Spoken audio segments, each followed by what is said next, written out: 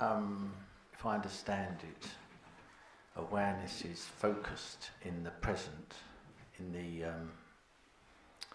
the waking state, and hazy in the dream state, and unfocused in the deep sleep state. I'm just wondering what happens to awareness in Turiya, or when we die?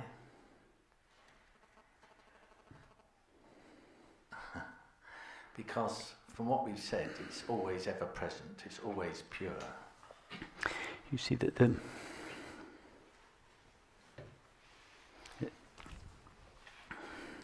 the body is an image in the finite mind, and the finite mind is a localization of infinite consciousness.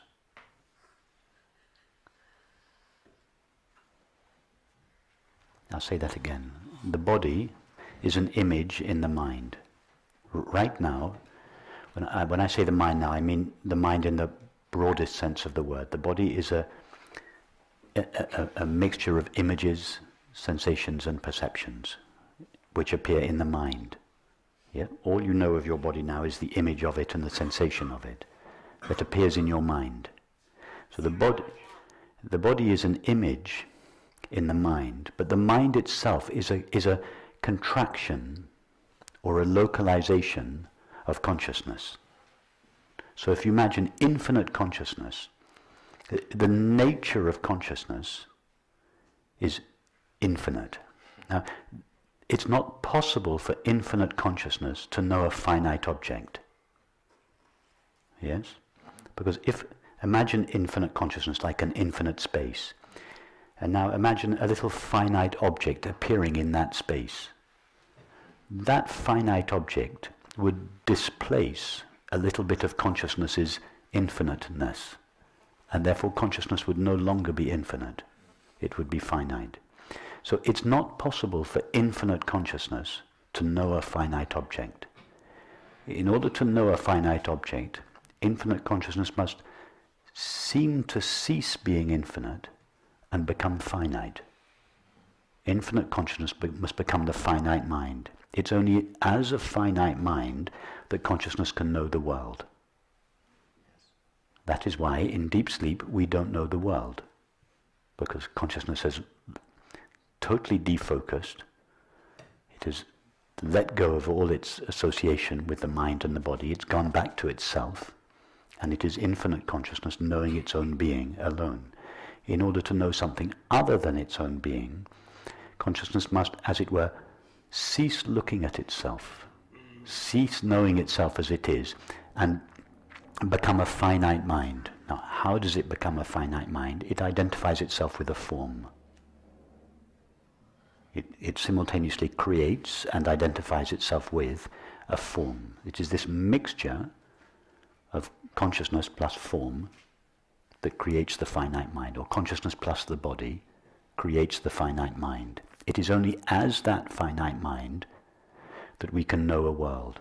That is why even when we have a dream, the dreamed world is always seen from the point of view of a dreamed person. Yes, if you're walking down the streets of London, if the streets of London appear to you in your dream, you are one of the people on the street, and the street that you see is seen from the point of view of the person.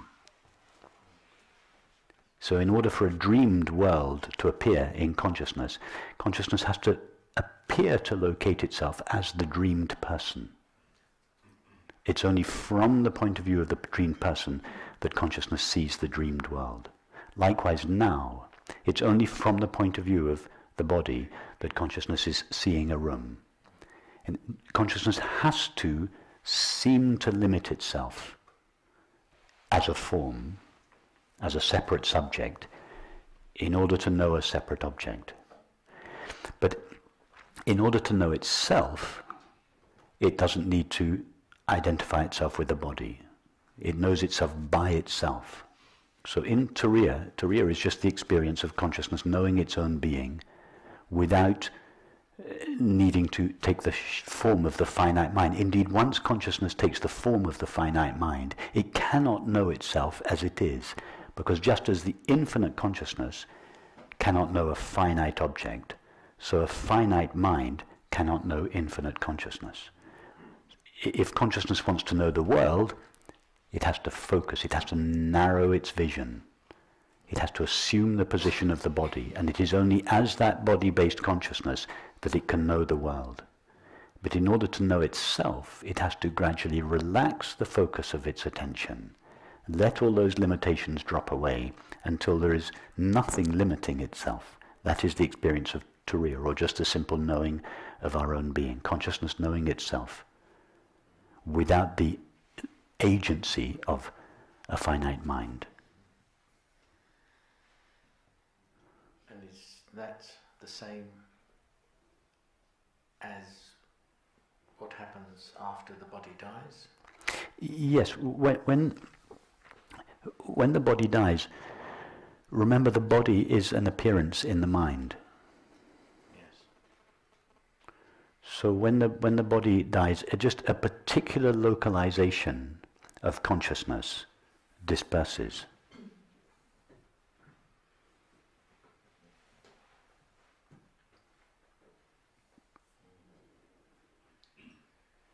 Your finite mind is a localization of consciousness. When the localization dissolves, the consciousness doesn't dissolve.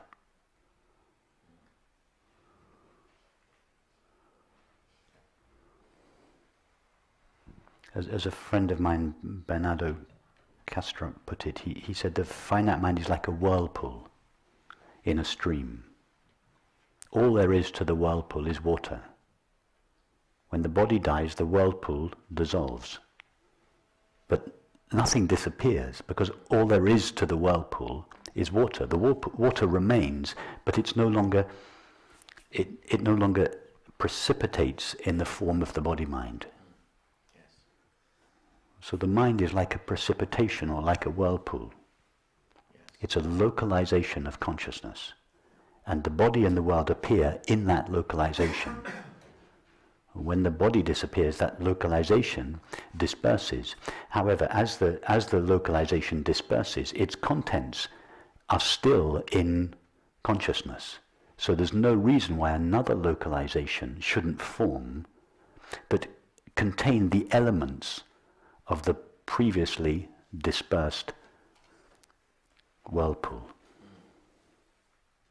which would explain why there could, for instance, it could explain successive lives.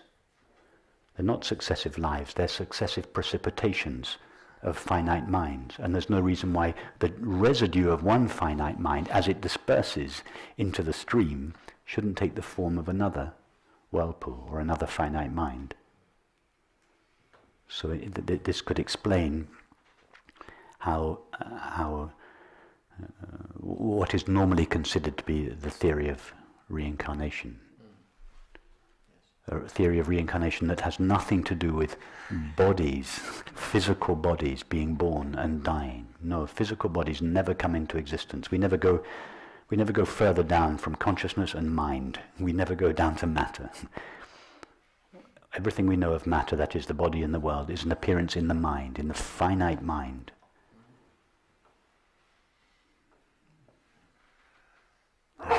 Consciousness precipitates as the finite mind and appears as the body and the world. And then when it relaxes, it ceases to be the finite mind, the body and the world disappear. And then as it focuses again, the body and the mind come into existence. And this successive contraction and relaxation, it happens on different timescales. It happens every time a perception comes to an end. There is this momentary relaxation and contraction. It happens every 24 hours when we fall asleep.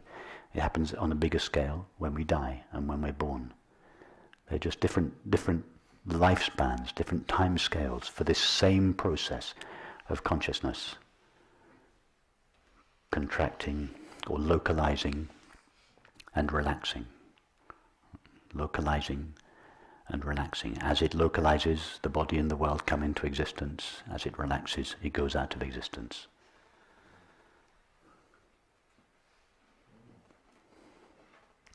Very interesting. It is indeed very interesting.